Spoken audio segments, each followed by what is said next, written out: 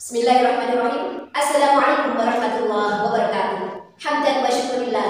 Salatan wa salaman ala rasulillah amma ba'da. Selamat pagi, sehat selalu, jangan lupa bahagia. Baik, langsung saja pada kesempatan kali ini izinkan saya Sumarsi SDI, penyuluh agama Islam non PNS LA Kecamatan Rangkratung Kabupaten Buram, akan mempresentasikan hasil penelitian kami yang berjudul Peranan Penyuluh Agama Islam dalam Meningkatkan PTQ di Majelis Taklim Al-Amin, Dukuh Bumeng, Desa Tanggel, Kecamatan Rangkratung, Kabupaten Buram. Bapak Ibu yang dirahmati Allah, Islam adalah agama dakwah, yaitu agama yang mewajibkan umatnya untuk menyebarkan agama kepada seluruh umatnya. Sekarang ini perubahan sosial-kultural semakin kompleks, berarti masalah kemanusiaan pun semakin kompleks pula. Dengan begitu, kerja dakwah tidak hanya dituntut dengan perkataan saja, tapi harus disertai dengan konsistensi dan keterpaduan antara perkataan dengan perbuatan. Kabur dan indallahi an taqulu ma la taf'alun. Amat bisa kebencian di sisi Allah bahwasanya kamu mengatakan apa yang tidak kamu kerjakan. Dasar inilah yang harus dijadikan dasar bagi penyuluh agama Islam untuk menjawab permasalahan umat.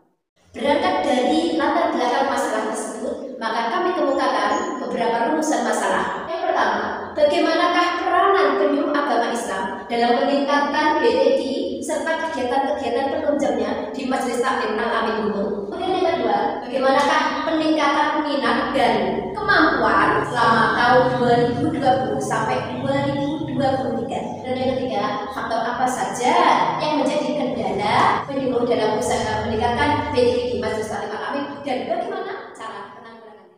Selanjutnya, masuk pada tahap pembahasan. Dari data-data yang telah terkumpul, maka penulis menyusun dan mengklasifikasikan bahwasanya peranan penyuluh agama Islam dalam meningkatkan PTQ di Majelis Taklim Al-Amin Bumeng beserta kegiatan-kegiatan penunjangnya dibagi menjadi dua kategori. Yang pertama, peranan penyuluh agama Islam dalam bentuk lisan. Kemudian yang kedua, peranan penyuluh agama Islam dalam bentuk peragaan. Sahabat yang dirahmati Allah, peranan penyuluh agama Islam dalam meningkatkan PTQ di Majelis Taklim Al-Bumeng dalam bentuk lisan meliputi kajian rutin, yasin, tahlil, dan fikih harian. Ada foto dan juga ada tabelnya. Untuk yasin, tahlil kita adakan seminggu sekali. Dan yang kedua adalah pendidikan PTQ. Kita juga adakan satu kali dalam seminggu. Dan yang ketiga, majelis istighosah kita adakan 1 bulan sekali. Di sini ada tabel dan juga ada foto kegiatannya. Sahabat yang dirahmati Allah, bisa disimpulkan bahwasanya kegiatan kajian rutin, yasin, tahlil, dan fikih harian, pendidikan PTQ, dan majelis istighosah sangat menunjang program peningkatan PTQ di Majelis Taklim Al-Amin. Selanjutnya kita bahas tentang peranan penyuluh agama Islam dalam meningkatkan PTQ dalam bentuk peragaan. Yang pertama, praktek pembinaan peribadatan. Yang kedua, penyelenggaraan PHBI. Yang ketiga, pengkajian guru Al-Quran. Selanjutnya, pendirian dan pendampingan PPG. Selanjutnya, bantuan sarana dan prasarana PPG.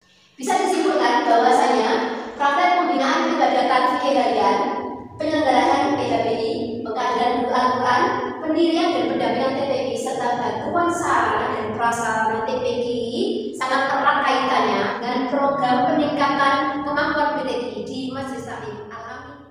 Hadirin yang dimuliakan Allah, kita lihat indikator peningkatan minat dan kemampuan dari tahun 2020 sampai tahun 2023. Tahun 2020 jamaahnya ada 20, kemudian kemampuan awalnya jamaah masih bingung membedakan huruf hijaiyah. Kemudian tahun 2021 diikuti oleh 25 jamaah dengan kemampuan mulai bisa membaca huruf sabur.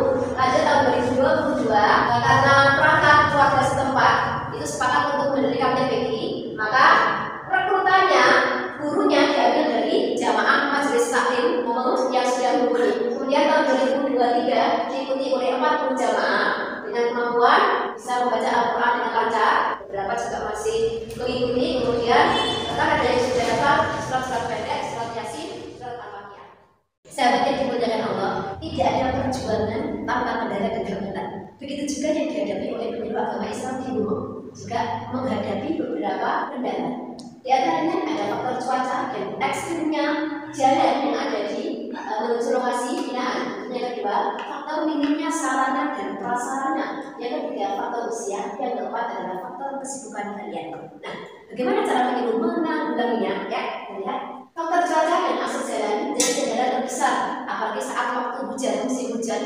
begitu dahsyat ekstrim jalannya, maka penyuluh seringkali mengojek agar bisa sampai ke lokasi sana. Dan yang kedua, sarana dan prasarana yang begitu minim ini selalu kami gaungkan kepada teman-teman jamaah bahwasanya dengan keterbatasan apapun kita harus tetap semangat, jamaah semangat, penyuluhnya juga semangat. Kemudian yang ketiga, faktor usia.